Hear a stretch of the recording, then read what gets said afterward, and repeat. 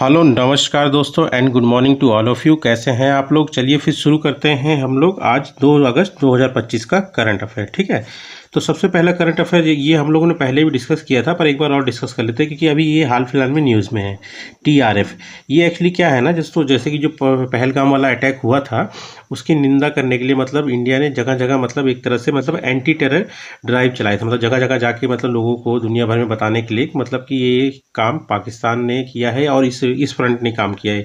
ये जो terrorist front है ना, द रेजिस्टेंट फ्रंट, ये मतलब एक ग्रुप है मतलब टेररिस्ट का। ठीक है, इसी ने मतलब जिम्मेदारी ली थी जब वो पहलगाम अटैक हुआ था ना, तो इसके बारे में जगह जगह अवेयरनेस की दिया गया, जिसकी वजह से अब क्या हुआ कि यूएन ने, यूनाइटेड नेशन ने इसको इंक्लूड कर दिया है। एक लिस्ट होती है जिसका नाम है UNSC 1267। ये इसकी एक लिस्ट आती है जिसमें मतलब आतंकवादियों या मतलब इंडिविजुअल हो चाहे ग्रुप हो जो मतलब आतंकवादी एक्टिविटीज़ में लगे हो ना, उसमें इंक्लूड कर दिया। तो ये एक तरह से बहुत बड़ी जीत है हम लोग के लिए, है ना। तो एक बार और हम लोग जान लेते हैं कि मतलब ये है क्या दोस्तों। तो जिसके तहत मतलब इसको इंक्लूड किया गया दोस्तों, तो वो है दोस्तों UNSC 1267 committee, United nation security council का 1200 से मतलब 67 मतलब 1267 कमिटी है। इसको सेटअप किया गया था 1999 में। ठीक है, कब सेटअप किया गया था? 1999 में UNSC के द्वारा दोस्तों। ठीक है, अभी इसका नाम क्या है ना, Daesh ISIS and al Qaeda sanctions committee. मतलब इन पे जो अलकायदा लगती है ये मतलब एक तरह से मतलब टेररिस्ट ग्रुप ही है ना। अब इसमें कंपोजिशन देख लीजिए, बहुत इंपॉर्टेंट है दोस्तों कंपोजिशन। इसमें जो है एक तो परमानेंट मेंबर आते हैं। कौन से परमानेंट मेंबर है? ये वो 5 परमानेंट मेंबर हैं जो कि UNSC में होते हैं ना दोस्तों, वो। और बाकी ये जो 10 परमानेंट मेंबर जो हैं, नॉन परमानेंट मेंबर जो हैं, ये भी UNSC वाले ही हैं। ठीक है, यही 15 लोग होते हैं इस कमेटी में। ठीक है, और यही लोग सारी चीज़ें डिसाइड करते हैं। ठीक, इसमें मेन फोकस क्या रहता है, जो टेररिज्म एफर्ट होते हैं ना उसको काउंटर करने के लिए स्पेसिफिकली इन्होंने अलकायदा और दाइश को ज़्यादा टारगेट कर रखा है। इसके मतलब एक्टिविटीज़ को मतलब जो भी मतलब एफर्ट मिल रहे हैं ना उसको काउंटर करने के लिए। ठीक है, ओवरऑल जान लीजिए मतलब कि पूरी दुनिया भर में जो भी टेररिस्ट अटैक होते हैं ना, उनके ग्रुप या इंडिविजुअल को मतलब टारगेट करना और उनके पास मतलब जैसे कि फाइनेंस ना पहुँचे, हथियार ना पहुँचे, ये सारी चीज़ों का ध्यान रखना। ठीक है, अब इसमें ये एक चीज़ और करता है जो मतलब वो जिसकी मैं अभी बात कर रहा था, एक लिस्ट में मतलब डाल दिया गया है उसको, TRF को, द रेजिस्टेंस फ्रंट। ठीक है, अब वो लिस्ट कौन सी है दोस्तों? वो है UNSC 1267 लिस्ट। अभी इसका नाम अलग से हो गया है दोस्तों, नाम इसका चेंज हो गया। इसका नाम ध्यान रखना, अभी दाइश अल कायदा सैंक्शन कमेटी है। वैसे प्रॉपर नाम अगर शुरुआत में जब देखेंगे जब ये बना था तो उसका नाम था UNSC मतलब United nation security council 1267 committee, और अब इसका नाम है दाइश एंड अल कायदा सैंक्शन कमेटी। ठीक है, अब इसमें ये जो लिस्ट मैंने बताया आपको, उस लिस्ट का नाम है UNSC 1267 लिस्ट। ठीक है, ये ग्लोबल मतलब ब्लैक लिस्ट होता है किसका, मतलब जो भी मतलब इंडिविजुअल और एंटिटीज़ मतलब कंपनी मतलब जो ग्रुप्स होते हैं लगे हुए होते हैं ये टेररिस्ट अटैक में या टेररिस्ट को सपोर्ट करने में, उन सब की एक लिस्ट है जो तैयार करता है ये। ठीक है, UNSC। ठीक, और ये सारे के सारे जो जो मतलब ग्रुप्स या फिर मतलब इंडिविजुअल ये एसोसिएटेड होता है किससे? टेररिस्ट ग्रुप से होता है। ठीक है, और इसको अपडेट भी रेगुलर करते रहते हैं। ठीक है, इनके ऊपर सैंक्शन कैसे लगते हैं? इनके ऊपर सैंक्शन जैसे ट्रैवल बैन, इनका कहीं जाना बैन कर देते हैं। इनको जो भी मतलब इधर उधर से पैसा मिल रहा हो, फाइनेंशियल एसेट, उसको बैन कर देते हैं। ठीक है, और आर्म्स एम्बार्गोस, इसका मतलब है कि मतलब जो सप्लाई होता है वेपन्स का ना टेररिस्ट ग्रुप्स को, उसको भी मतलब काउंटर किया जाता है, रोका जाता है इसके तहत। मतलब ये वाला जो ब्लैक लिस्ट कर देते हैं इस लिस्ट के द्वारा। ठीक है, उसके बाद सेकंड न्यूज़ और सेकंड करंट अफेयर क्या है दोस्तों? सेकंड न्यूज़ है हमारा, एक्चुअली क्या है, अभी हाल फिलहाल में जो मीटिंग हुई थी मतलब बायलैटरल मीटिंग इंडिया और UAE की हुई थी, है ना, तो उसमें डिफेंस टाइज को बढ़ाने के लिए बात हुई। तो यहाँ पे हम लोग थोड़ा सा इंडिया और UAE के रिलेशनशिप के बारे में बात कर लेते हैं। तो सबसे पहले हम लोग मैप में देख लेते हैं इसकी पोजिशन दोस्तों, है ना। अगर आप देखेंगे ये वाला आप एरिया देखेंगे तो ये अरेबियन सी है ना। अरेबियन पेनिनसुला इस दुनिया का सबसे बड़ा पेनिनसुला भी है। ठीक है, पेनिनसुला किसे कहते हैं दोस्तों? जो 3 तरफ से समुद्र से घिरा हो, जैसे कि इधर भी है, इधर भी है, इधर भी है ना। अब इसमें ध्यान रखना दोस्तों, UAE की पोजीशन इधर है, ये देखें ना। और इसका ये जो टॉप मोस्ट पॉइंट है ना, ये ओमान के अंडर में है। मैं एक बार आपको और दूसरा मैप दिखा देता हूँ दोस्तों, है ना। ये देखिए दोस्तों, ये वाला जो ऊपर वाला सबसे टॉप मोस्ट पोर्शन है ना, जो कि मैं दिखाता हूँ आपको, ये देखिए। ठीक है, ये स्ट्रेट ऑफ होर्मुज है ना। और ये वाला जो पोर्शन है ये ओमान के ऊपर अंडर में है। ठीक है, अब इसको थोड़ा सा आप देख लीजिए, इसको कहाँ क्या क्या घेरा हुआ है दोस्तों। तो देखिए यहाँ पे आप अगर आप देखेंगे इसके लेफ्ट साइड में देखिए, मतलब राइट साइड में देखिए, मतलब आपका ये पड़ जाएगा ओमान। ठीक है, और इसके जस्ट नीचे मतलब अगर आप इसको सीधा देखेंगे ना तो ये कुछ ऐसे दिखेगा, है ना। तो यहाँ पे ये वेस्ट साइड में पड़ जाएगा सऊदी अरेबिया। ठीक है, और उसके बाद इधर कतर भी है इसके आसपास, है ना। बस इसकी पोजीशन बस ध्यान रखिएगा, गल्फ ऑफ ओमान यहाँ पे हो गया और स्ट्रेट ऑफ होर्मुज। ठीक, अब थोड़ा सा हम लोग इसके बारे में रिलेशन जान लेते हैं इंडिया और यूएई का, ठीक है। तो रिलेशन जान लीजिए, एक हिंदू मंदिर आप बहुत सुने होंगे जिसका मतलब इनॉग्रेशन किया गया था, बाब्स हिंदू टेम्पल, ये अबू धाबी में किया गया था। एक तरह से रिलेशन को बढ़ाने के लिए बहुत ही इंपॉर्टेंट काम ये हुआ है, ठीक है। अब 2022 में सीपा साइन हुआ था। सीपा क्या होता है दोस्तों? Comprehensive economic partnership agreement. इसका मतलब है कि आपस में जो ट्रेड करेंगे तो उसमें जो टैरिफ लगाएगा या तो मतलब बिल्कुल ही कम कर देंगे या तो जीरो कर देंगे। इससे क्या होगा कि मतलब कि इकोनॉमिक भी बढ़ेगी एक दूसरे की और ऊपर से ट्रेड भी बढ़ेगा, है ना। तो फायदा ऑब्वियसली इकोनॉमिक को होगा, ठीक है। और यूएई जो है दोस्तों इंडिया का तीसरा सबसे लार्जेस्ट ट्रेडिंग पार्टनर है। किसके बाद? यूएसए और चाइना के बाद, ये जान लीजिए, ठीक है। और इनके बीच में अभी देखो मतलब दो तरह की सिस्टम, जैसे एक तो डिजिटल पेमेंट सिस्टम जो कि इंडिया का यूपीआई सिस्टम हो गया और यूएई का एएनआई सिस्टम हो गया। ये दोनों पेमेंट सिस्टम है डिजिटल वाले, जो दोनों को इंटरलिंक कर दिया गया। इससे फ़ायदा क्या होगा? वहाँ पे जो इंडियंस रह रहे हैं, प्रवासी जो है, उनको बहुत फ़ायदा होगा इस चीज़ से, ठीक है। और मतलब थोड़ा सा रिलेशन भी क्रिएट होगा। और उसके बाद इन्होंने इंटरलिंकिंग डोमेस्टिक जो डेबिट और क्रेडिट कार्ड सिस्टम है उसको भी किया, जैसे इंडिया का रुपे हो गया और यूएई का जयवान। ये पूछ सकता है दोस्तों जयवान किसका है, ठीक है। मतलब डोमेस्टिक डेबिट और क्रेडिट कार्ड, ठीक है। उसके बाद यूएई क्या क्या सप्लाई करता है इंडिया को दोस्तों? क्रूड ऑयल हो गया, नेचुरल गैस हो गया, ठीक है। और उसके बाद एलपीजी हो गया, इंडिया को देता है, ठीक है। और कुछ कुछ क्या है कि मल्टीलेटरल कॉपरेशन, मतलब सिर्फ अकेले नहीं, मतलब और भी कंट्री के साथ मिलके कुछ कुछ ग्रुप्स में कॉपरेशन में जुड़े हुए हैं, जैसे ब्रिक्स वाले में भी हैं कॉपरेशन एक दूसरे का। उसके बाद ये वाला काफ़ी इंपॉर्टेंट है दोस्तों, ITU2 की, है ना। इसमें क्या है कि इन्वेस्टमेंट होता है, वाटर हो गया या एनर्जी हो गया या ट्रांसपोर्टेशन हो गया या स्पेस, हेल्थ और फूड सिक्योरिटी में। और इसमें कौन कौन है दोस्तों? तो I2 मतलब इंडिया एंड इजराइल और U2 मतलब यूएई एंड यूएसए, ठीक है। और उसके बाद एक सबसे इंपॉर्टेंट है इसमें मतलब मल्टीलेटरल कॉपरेशन, वो है UFI। ये ध्यान रखना दोस्तों क्योंकि इसका फुल फॉर्म है यूएई फ्रांस इंडिया, ठीक है। ये क्या करता है दोस्तों? ये रीजनल स्टेबिलिटी और मैरीटाइम सिक्योरिटी को मतलब कंफर्म करता है। कहाँ पे दोस्तों? इंडो पैसिफिक रीजन में, ठीक है। मतलब to maintain regional stability, maritime security and clean energy in the Indo Pacific region. कौन कौन है इसमें दोस्तों? यूएफआई में यूएई है, फ्रांस है और इंडिया है। ये काफ़ी इंपॉर्टेंट है, ठीक है। इसके बाद दोस्तों एक और मल्टीलेटरल कॉर्पोरेशन आता है, मतलब दो इंडिया और यूएई के अलावा भी हैं, जैसे कि आईमेक कॉरिडोर। इसमें कोई जैसे India middle east Europe economic corridor है, ठीक है। इसको मतलब एक तरह से देखा जाता है दोस्तों, जो चाइना का BRI है ना, बेल्ट एंड रोड इनिशिएटिव, उसका काउंटर बैलेंस देखा जा रहा है ऐसे। और ये है क्या दोस्तों? एक ट्रांस कॉन्टिनेंटल है, मतलब कंट्री नहीं, कॉन्टिनेंट के, मतलब एक कॉन्टिनेंट से दूसरे कॉन्टिनेंट, जैसे कि मतलब मान लीजिए आप, जैसे कि अफ्रीका वाला कॉन्टिनेंट हो गया ना, इंडिया वाला अलग कॉन्टिनेंट हो गया, ठीक है। और उसी तरह से अब इधर यूरोप हो गया। ये सारे कॉन्टिनेंट मतलब को मिला के बनाया गया। जैसे ये trans continental connectivity project linking किसको? India to Europe via UAE, Saudi Arabia and others. अगर मैं आपको दिखाता हूँ मैप में ना, अब ये देखिए, इस फोटो को आप देखिए कितना इंपॉर्टेंट है यूएई, आप यही समझ लीजिए। जैसे ये इंडिया है, यहाँ से स्टार्ट होगा और ये सबसे पहले जो है लोकेशन वो है जाबेल अली, जो कि यूएई में पड़ रहा है, ठीक है। मतलब शिप के द्वारा यहाँ तक पहुँचा जाएगा सामान। इसके बाद यहाँ से आपका यूएई का अल गुआइफट है। उसके बाद यहाँ से गया सऊदी अरेबिया का हराद हो गया, फिर सऊदी अरेबिया का रियाद हो गया। ये बाई रोड जा रहे हैं दोस्तों हम लोग, ठीक है। उसके बाद आप धीरे धीरे देखिए, यहाँ से हम लोग यहाँ पहुँचे अल हदीथा सऊदी अरेबिया, ठीक है। अब ये कितना इंपॉर्टेंट आप ये देख लीजिए। उसके बाद यहाँ पे इंपॉर्टेंस हमारा इजराइल का हाइफा, और हाइफा से जो जुड़ेंगे हम लोग पीरियस में ग्रीस। ये हम लोग को लिंकेज किससे कराएगा दोस्तों? यूरोप से, ठीक है।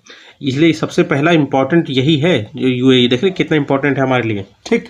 उसके बाद अगर आप देखेंगे दोस्तों, सिर्फ मतलब यही कॉपरेशन नहीं है इंडिया और यूएई में। मतलब समझ लीजिए कि इंडिया का जो करिकुलम बेस्ड स्कूल है ना, जैसे सीबीएसई हो गया या केरला बोर्ड, ये भी वहाँ पे ऑपरेट होता है यूएई में, ठीक है। और आईआईटी दिल्ली का एक इंटरनेशनल कैंपस भी है अबू धाबी में। समझ लीजिए एजुकेशनली हम लोग कितने मतलब क्लोज हैं एक दूसरे से, ठीक है।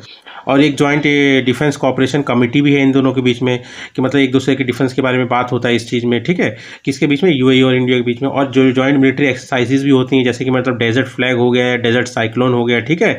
और कुछ एमओयूज भी साइन है। एमओयू किस चीज़ के साइन है? जैसे कि इसरो और यूएई की स्पेस एजेंसी के बीच में, ठीक है। मेमोरेंडम ऑफ अंडरस्टैंडिंग होता है ना दोस्तों, उस साइन है किसके लिए? पीसफुल यूज़ के लिए, किसका? आउटर स्पेस जो होता है और एक्सप्लोरेशन के लिए साइन है। समझ रहे हैं कितना बड़ा इंपॉर्टेंट है हमारे लिए यूएई, ठीक। उसके बाद थर्ड न्यूज़ और थर्ड करंट अफेयर क्या है दोस्तों? ये अभी हाल फिलहाल में न्यूज़ में क्यों है दोस्तों? क्योंकि पहले जैसे एक लिप्रोसी, जैसे कुष्ठ रोग बोलते हैं ना दोस्तों, पहले क्या है कि उनको बहुत उस चीज़ से देखा जाता था, उनको एकदम अलग थलग कर दिया जाता था। और ऐसे लॉस थे जो कि मतलब उनको मतलब नॉर्मल लोगों से अलग कर देते थे, क्योंकि उसके फैलने के चांसेस लोग ज़्यादा चलते थे। और मेन बात है कि लोग उसको घृणा से देख करते थे ना, तो लॉज भी उसके बहुत बेकार थे, ठीक है।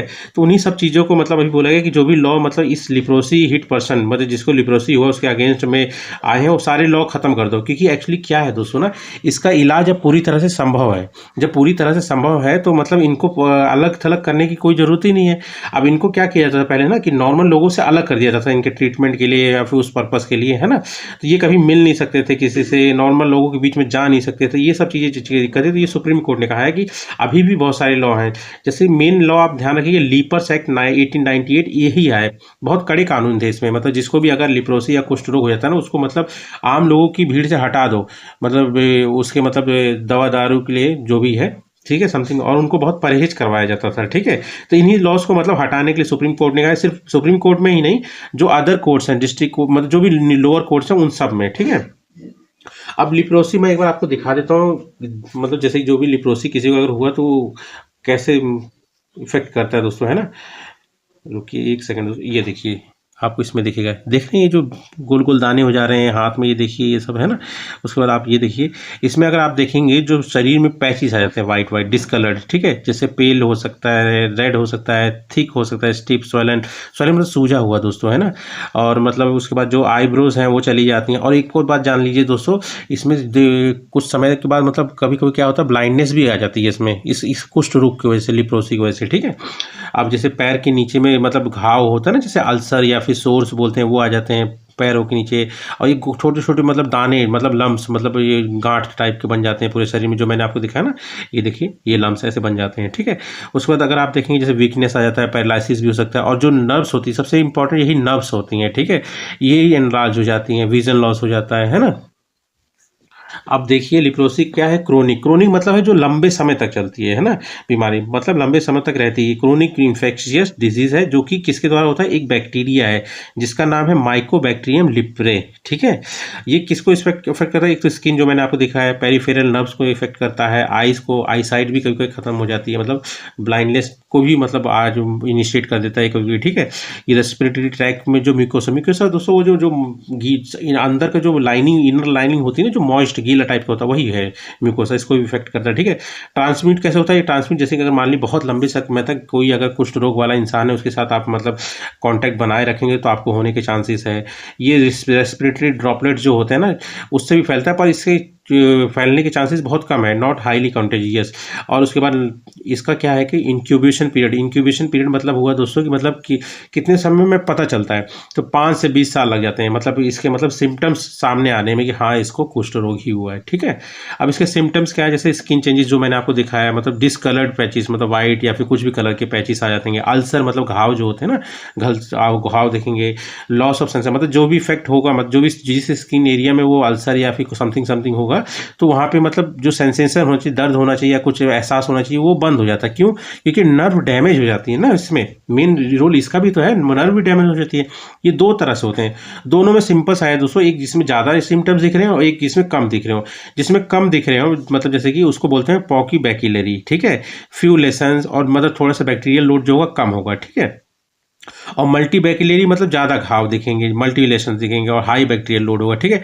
ट्रीटमेंट इसका क्या है दोस्तों, अभी इसका ट्रीटमेंट पॉसिबल है, पहले नहीं था, ठीक है। ट्रीटमेंट मतलब जैसे इसको अगर चेक करना होगा कि मतलब इस किसी को है कि नहीं है, तो उसके लिए कुछ टेस्ट है।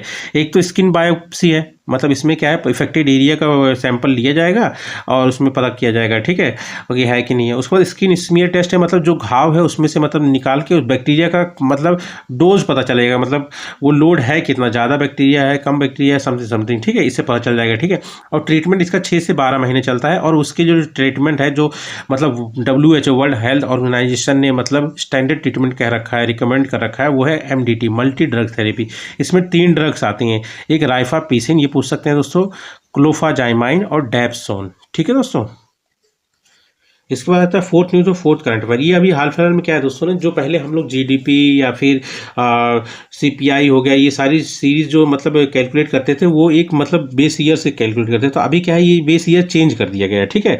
तो नई सीरीज आई है, new GDP series to be release February 27, मतलब 2027, ठीक है। आईआईपी हो गया या सीपीआई हो गया, ठीक है, ये सारी फॉलो करेंगे, ठीक है। तो वही थोड़ा सा हम लोग जान लेते हैं कि नए बेस ईयर क्या है, ये पूछ सकता है क्वेश्चन में, ठीक है। सबसे पहले तो न्यू जीडीपी सीरीज कौन सी है, और ये सारे जो न्यू जीडीपी आईआईपी और सीपीआई सीरीज है ना, ये सारे के सारे मॉस्पी ने लाया है, ठीक है। मॉस्पी क्या है दोस्तों, ministry of statistic and programme implementation, ठीक है। चलिए, तो सबसे पहले आया था जीडीपी सीरीज। जीडीपी सीरीज में पहले बेस ईयर क्या था दोस्तों, 2011 से 12 था, और अब क्या कर दिया है दोस्तों, 2022 से 23 कर दिया। और ये कब से मतलब अप्लाई होगा, ये फरवरी 2026 है ना, 27 फरवरी 2026 से अप्लाई हो जाएगा, ठीक है। उसको दूसरा सीरीज कौन सा है, आईआईपी। ये दोस्तों फैक्ट्रीज के आउटपुट जो है इकोनॉमी लेवल पे, मतलब इंडिया नेशनल लेवल पे, उसको मतलब मेजर करता है, ठीक है। इंडेक्स ऑफ इंडस्ट्रियल प्रोडक्शन, ठीक है। इसमें सारी इंडस्ट्रीज नहीं होती, पर मेन मेन इंडस्ट्रीज को ये इंक्लूड करता है, ठीक है। इसका बेस ईयर पहले जो था 2011 से 12 था, अब इसका बेस ईयर क्या कर दिया गया, 2022 से 23। और ये कब से एप्लीकेबल होगा, ये अप्रैल 2026 से एप्लीकेबल होगा, ठीक है। उसके बाद तीसरी सीरीज आ जाती है सीपीआई, ठीक है। और ये है दोस्तों, इसका मतलब समझ लीजिए बेस ईयर पहले 2024 था, और अब इसका जो बेस ईयर है वो 2012 है। नहीं, गलत बोल दिया मैंने दोस्तों, ये 2012 पहले था, अब 2024 कर दिया गया है। ये कब से अप्लाई होगा, मतलब फाइनेंशियल ईयर 2026-27 से अप्लाई होगा, ठीक है। ये कंज्यूमर प्राइस इंडेक्स है, इसमें कंज्यूमर को मेन रखा जाता है, ठीक है। और उसके बाद आ जाता है आपका दोस्तों, कुछ सर्विस भी नए इंट्रोड्यूस किए गए हैं, ठीक है। अब वो सर्विस कौन से, एक न्यू मतलब हाउस होल्ड, मतलब ये दो न्यू हाउस होल्ड सर्विस को मॉस्पी ने इंट्रोड्यूस किया है। इसमें मतलब ये जानने के लिए कि मतलब जैसे कि अगर कोई इंडियन मतलब ट्रैवल कर रहा हो तो वो कैसा मतलब स्पेंड करता है, ठीक है। तो मतलब मॉस्पी ने दो नए सर्विस लॉन्च किए हैं जुलाई 2025 में। किस लिए, ताकि वो जान सके इंडियन हाउस होल्ड जो हैं वो जब ट्रैवल करते हैं तो, और वो कैसे स्पेंड करते हैं, क्या करते हैं, इन्हीं सबको ट्रैक करने के लिए। तो दो सर्विस उनमें से कौन सी हैं, पहला है आपका दोस्तों NHTS। NHTS क्या है दोस्तों, national household travel survey. मतलब how, why and by what, मतलब कैसे, क्यों और किस तरह ट्रैवल कर रहे हैं, ठीक है, पीपल्स। उसके बाद दूसरा आ जाता है आपका DTES, ये है डोमेस्टिक टूरिज्म एक्सपेंडिचर सर्वे। इसका मतलब है कि जो मनी स्पेंड कर रहे हैं टूरिज्म में, जैसे कि मतलब जाने के लिए, खाने के लिए, रहने के लिए, है ना, वो सारे को ट्रैक करना है, ठीक है।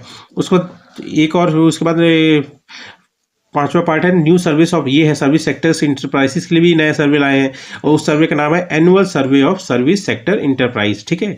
और ये कब से स्टार्ट होगा दोस्तों, जनवरी 2026 से। मतलब वही डाटा जो मतलब फॉर्मल सर्विसेज होती है ना, फॉर्मल मतलब जो ऑफिस मतलब एक्चुअल होती हैं, इनफॉर्मल नहीं दोस्तों, जैसे बैंकिंग, IT वाले, ऑटो वाले, उनके बारे में डाटा कलेक्ट करना है इसमें, ठीक है।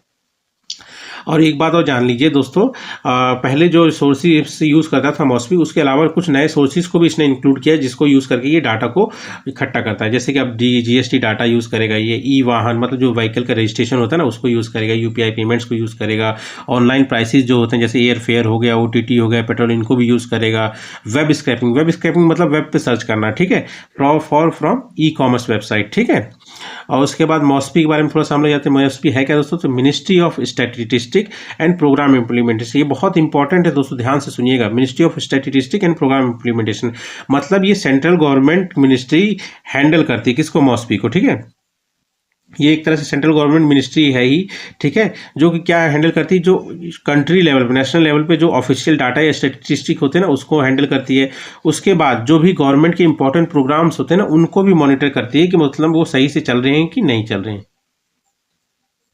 अब मॉस्पी के कुछ की फंक्शंस क्या होते हैं, जैसे मतलब नेशनल लेवल पे स्टैटिस्टिकल सिस्टम को मैनेज करना, है ना, और डाटा को प्रोसेस करना, कलेक्ट करना, पब्लिश करना। कौन से डाटा, जैसे GDP हो गया, इन्फ्लेशन, ध्यान रखना दोस्तों, मॉस्पी ही करता है। सेविंग्स हो गया, कंजप्शन हो गया, एक्सेट्रा, नेशनल लेवल पे, है ना। और ये CPI और IIP को भी मतलब करता है, मतलब पब्लिश, ठीक है। Important indicator for index of industrial production हो गया, ये कोई कंज्यूमर प्राइस इंडेक्स हो गया, ये मतलब इकोनॉमी को मतलब बताते हैं कि इकोनॉमी कैसी है ना।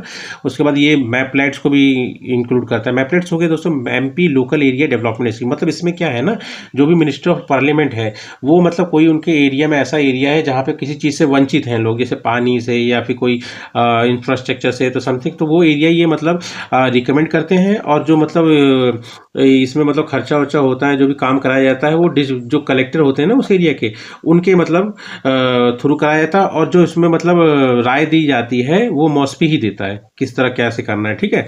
इसलिए ये एम्पलेट्स ध्यान रखिएगा थोड़ा सा। और 20 पॉइंट प्रोग्राम, इसको भी मॉनिटर करते हैं। 20 पॉइंट प्रोग्राम मतलब लोगों को जो गरीबी रेखा से नीचे हैं या फिर जिनको खाने पीने का सही संबंध अवेलेबिलिटी नहीं है, कुछ मतलब प्रोग्राम चलाए जाते हैं ना, उन सबको मतलब ट्रैक करने के लिए ये काम करता है। ये मतलब उसी चीज़ के लिए काम करता है। ये कब लॉन्च हुआ था 20 पॉइंट प्रोग्राम, ध्यान में रखना, ये 1975 में इंदिरा गांधी के द्वारा स्टार्ट हुआ था। अभी तो बहुत सारे इसमें मतलब एडवांसमेंट हो चुका है इसमें, ठीक है। तो अभी इसमें नहीं जाते ज़्यादा अंदर, ठीक है। उसके बाद अगर इसका स्ट्रक्चर देखेंगे तो स्ट्रक्चर में सबसे मेन इसका एनएसओ है।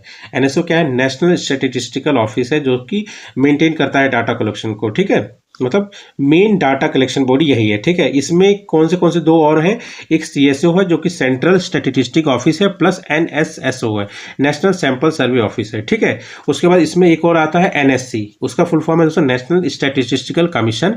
ये एक इंडिपेंडेंट एडवाइजरी मतलब बॉडी है, किसी के प्रेशर में काम नहीं करती, स्टैटिस्टिकल मैटर में, ठीक है।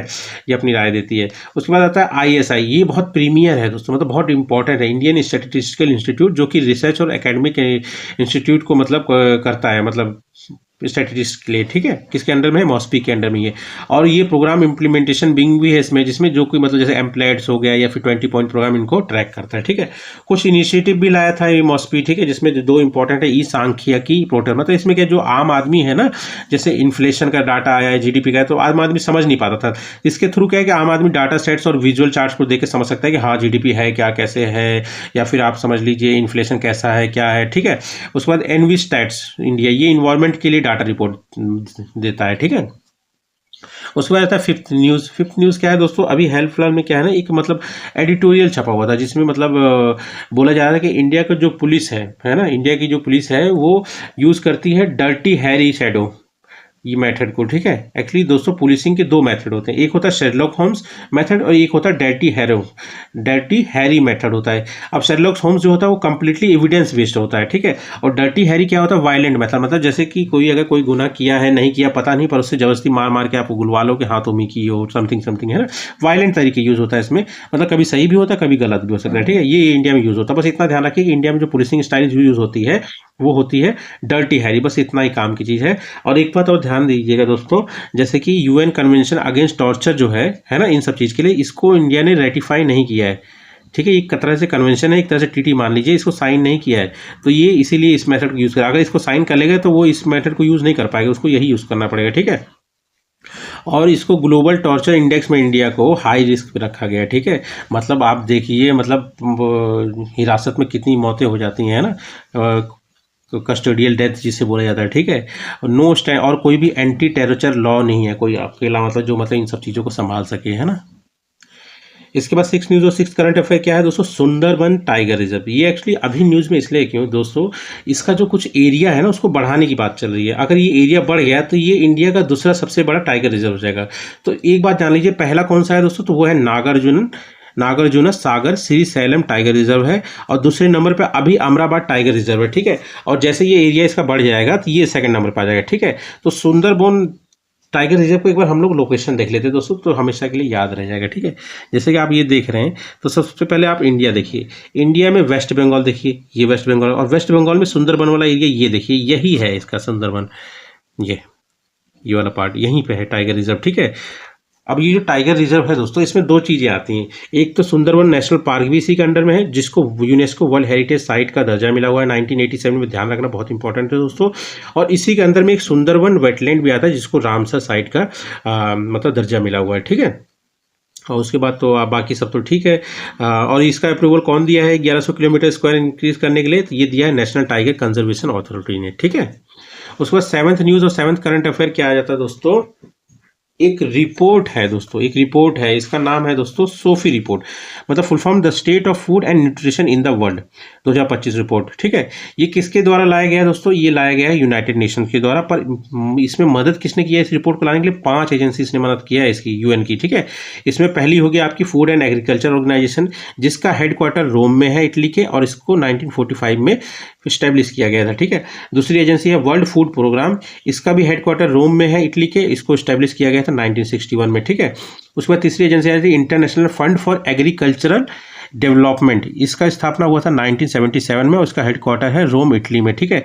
उसके बाद फोर्थ एजेंसी आ जाती है UNICEF, United Nation international children's emergency fund, ठीक है।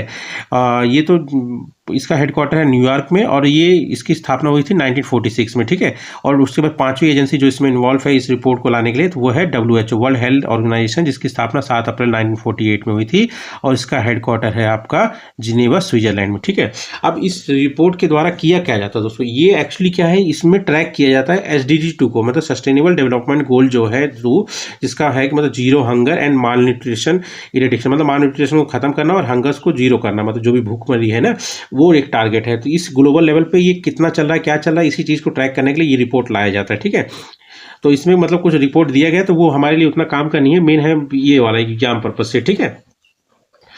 उसके बाद आपका आ जाता है एट्थ न्यूज़ और एट्थ करंट अफेयर क्या है दोस्तों, सशस्त्र सीमा बल SSB। ये एक्चुअली क्या है ना, ये न्यूज़ में इसलिए क्योंकि इसके नए डायरेक्टर जनरल अभी चुने गए हैं, संजय सिंघाल जी, ठीक है। ये एक सेंट्रल आर्म पुलिस फोर्स है, ठीक है। और उसके बाद ये 1962 में इंडिया चाइना वाला वॉर हुआ था ना, उसके बाद इसी फोर्स का मतलब फॉर्मेशन हुआ था। और जब फॉर्मेशन हुआ था तो कब हुआ था, 20 दिसंबर 1963 में। उस समय इसका नाम क्या रखा गया था, स्पेशल सर्विस ब्यूरो। अभी इसका नाम क्या है दोस्तों, सशस्त्र सीमा बल, ठीक है। ये जो भूटान और नेपाल के बॉर्डर है ना, वहाँ पे मतलब अपनी मतलब सर्विस देता है, ठीक। उसके बाद नाइन्थ न्यूज़ क्या है दोस्तों, नाइन्थ न्यूज़ है और करंट अफेयर भी है, ये ध्यान रखना बहुत इंपॉर्टेंट है, जीलोंग ट्रीटी 2025। इसमें इंपॉर्टेंट मैं बताता हूँ क्यों है दोस्तों। ये जो ट्रीटी हुई है ये ऑस्ट्रेलिया और UK के बीच में हुई है, पर किसके तहत हुई दोस्तों, तो ये ऑकस अलायंस के थ्रू हुई है, ठीक है। अब इसमें किया क्या जाएगा दोस्तों, ये एक 50 साल की डिफेंस ट्रीटी है, जिसके तहत क्या होगा कि न्यूक्लियर पावर्ड सबमरीन बनाए जाएंगे, और जो बनाए जाएंगे इसमें डिजाइन और मैन्युफैक्चर दोनों कंट्रीज मिलकर करेंगे, और जो बनाएंगे उसका नाम होगा SSN ऑकस सबमरीन, ठीक है। अब ये जो ट्रीटी है एक पिलर 1 है, किसमें, ऑकस अलायंस में। ऑकस अलायंस कौन सा है दोस्तों, ऑस्ट्रेलिया, यूनाइटेड किंगडम और USA, ठीक है, इन तीनों का अलायंस है, ठीक है। इसमें पिलर 1 है, इसमें पिलर 1 जो ऑकस अलायंस का है, इसमें क्या है बात होती है कि ऑस्ट्रेलिया को न्यूक्लियर पावर सबमरीन की एबिलिटी को प्रोवाइड कराना, ठीक है, टेक्नोलॉजी मतलब बताना देना उसको, ठीक है। पर इस वाले पिलर 1 में ये इसका पार्ट नहीं है, कौन, USA, ठीक है। तो पिलर 1 में क्या है, मतलब ये बात करता है ऑस्ट्रेलिया को न्यूक्लियर पावर सबमरीन्स की एबिलिटी को प्रोवाइड कराना, ठीक है। और इस ट्रीटी के तहत क्या होगा दोस्तों, जो SSN ऑकस सबमरीन है ना, ये 5 जो मतलब टोटल बनेंगी 17, इसमें से 5 ऑस्ट्रेलिया के पास जाएंगी और 12 UK के पास जाएंगी, ठीक है। अब ऑकस अलायंस के बारे में आप जान लीजिए दोस्तों, इसकी स्थापना 2021 में हुई थी 15 सितंबर। ये मतलब समझ लीजिए एक तरह से मिलिट्री अलायंस है, किसका, ऑस्ट्रेलिया, यूनाइटेड किंगडम और USA का, मतलब वही इंडो पैसिफिक रीजन में जैसे जो चाइना का इफेक्ट बढ़ता जा रहा है ना, उसी को मतलब काउंटर करने के लिए, एक मैरीटाइम सिक्योरिटी को मतलब कंफर्म करने के लिए इंडो पैसिफिक रीजन में इसको बनाया गया है, ठीक है। उसके बाद 10th न्यूज़ और 10th करंट अफेयर क्या है दोस्तों, दिव्या दृष्टि एक्सरसाइज। दिव्या दृष्टि एक्सरसाइज है क्या दोस्तों, ये एक्चुअली क्या है ना दोस्तों, जो मतलब हाई एल्टीट्यूड है, मतलब ऊपर वाले एरिया में मतलब आर्टिफिशियल इंटेलिजेंस का यूज़ करके मतलब किस तरह मतलब काम किया जाए, क्या किया जाए, वो सारी एक्सरसाइज मतलब किसके द्वारा किया गया है दोस्तों, इंडियन आर्मी के द्वारा, कहाँ पे, सिक्किम में किया गया है, ठीक है। मतलब AI बेस्ड जो टेक्नोलॉजी है जितनी भी, उसको हाई एल्टीट्यूड रीजन पे यूज़ करना, ठीक है। जैसे ड्रोन्स हो गए या सेंसर टू शूटर लिंकेज वाले टेस्ट हो गए, ये सारे यूज़ करना है। अब सेंसर टू शूटर मतलब हो गया, मतलब जो सेंसर होगा वो टारगेट को मतलब डिटेक्ट करेगा, और उसका जो वेपन सिस्टम उसमें अटैच होगा वो उस टारगेट को डिस्ट्रॉय करेगा, बस यही सब चीज़ें मतलब वहाँ पे देखना, उसको प्रैक्टिस करना, कैसे आर्टिफिशियल इंटेलिजेंस का यूज़ हम लोग हाइट पे करें, ठीक है। उसके बाद 11th न्यूज़ और 11th करंट अफेयर है आपका दोस्तों, इंडिया का पहला प्राइवेट आर्टिफिशियल इंटेलिजेंस यूनिवर्सिटी का स्थापना कहाँ हुआ है, कहाँ लॉन्च हुआ है, ये UP के उन्नाव में लॉन्च हुआ है। मतलब योगी आदित्यनाथ जी ने मतलब इसका इनॉग्रेशन किया है, और स्टार्ट किसके द्वारा किया है, ये ध्यान में रखना दोस्तों, ये ऐसा नहीं कि मतलब UP है तो UP का कोई, चंडीगढ़ यूनिवर्सिटी ने स्टार्ट किया इस चीज़ को। मतलब यूपी में जो मतलब इंडिया का जो पहला प्राइवेट AI यूनिवर्सिटी है वो चंडीगढ़ यूनिवर्सिटी ने उन्नाव में यूपी के स्टार्ट किया, ठीक है। और किस प्रोग्राम के तहत, यूपी का जो AI प्रज्ञा स्कीम है ना, इसी के तहत किया गया था। अब AI प्रज्ञा स्कीम है क्या दोस्तों, इसको लॉन्च किया गया था हाल फिलहाल में ही मई 2025 में लॉन्च किया गया था यूपी गवर्नमेंट के द्वारा। इसमें क्या है, 10 लाख मतलब 1 मिलियन जो पर्सन है, मतलब वो हो सकते हैं आपके मतलब जो युवा हैं, यूथ हो गए, टीचर्स हो गए, विलेज के लीडर हो गए, या फिर गवर्नमेंट वर्कर हो गए, या फार्मर हो गए, इन सबको आर्टिफिशियल इंटेलिजेंस हो गया या मशीन लर्निंग हो गया या डाटा एनालिटिक्स हो गया या साइबर सिक्योरिटी के बारे में इंफॉर्मेशन करना और उनको ट्रेन करना, ठीक है। उसके बाद 12th न्यूज़ और 12th करंट अफेयर आपका है दोस्तों, policing and crime trends in India. ये एक बुक है दोस्तों, ठीक है। ये बुक किसने लिखा है दोस्तों? श्री दिनेश कुमार गुप्ता जी ने लिखा है, ठीक है। और ये क्या बताता है दोस्तों, जैसे वैदिक पीरियड हो गया, इस्लामिक पीरियड हो गया, या ब्रिटिश पीरियड हो गया, या फिर आज़ादी के बाद मतलब पुलिस के बारे में बताता है कि मतलब कैसा रोल था, क्या था, मतलब कैसी थी वो, समथिंग समथिंग अबाउट पुलिस इन वैदिक period, Islamic period, British period and आज़ादी के बाद पोस्ट इंडिपेंडेंस पीरियड, ठीक। उसके बाद 13 न्यूज़ और 13 करंट अफेयर क्या आ जाता है दोस्तों? 13 न्यूज़ है आपका WWW डे। ये है वर्ल्ड वाइड वेब। ये कब मनाया जाता है दोस्तों? 1 अगस्त को दोस्तों। ये एक तरह से गेटवे है WWW, इसी के द्वारा आप इंटरनेट पे एक्सेस कर पाते हैं किसी इन्फॉर्मेशन को, या फिर उसको डाउनलोड कर पाते हो, है ना। तो WWW का फुल फॉर्म है वर्ल्ड वाइड वेब। इसके फाउंडर है टिम बर्नर्स ली, ठीक है, जिन्होंने इसकी स्थापना की थी 1989 में, ठीक है। वही है, इंफॉर्मेशन को एक्सेस करने के लिए इंटरनेट पर यूज़ होता है, ठीक है। बहुत इंपॉर्टेंट चीज़ है। उसके बाद आज का लास्ट न्यूज़ और लास्ट करंट अफेयर, ये नाम है मेघनाथ जगदीश चंद्र देसाई। ये इनका अभी हाल फिलहाल में देहांत हुआ है। ये इंडियन ऑरिजिन के ब्रिटिश सिटीजन हैं, ठीक है, ब्रिटेन में रहते हैं, ठीक है। ये अभी इनको मतलब ये एक तरह मतलब ये इकोनॉमिक्स और पॉलिटिक्स से रिलेटेड है।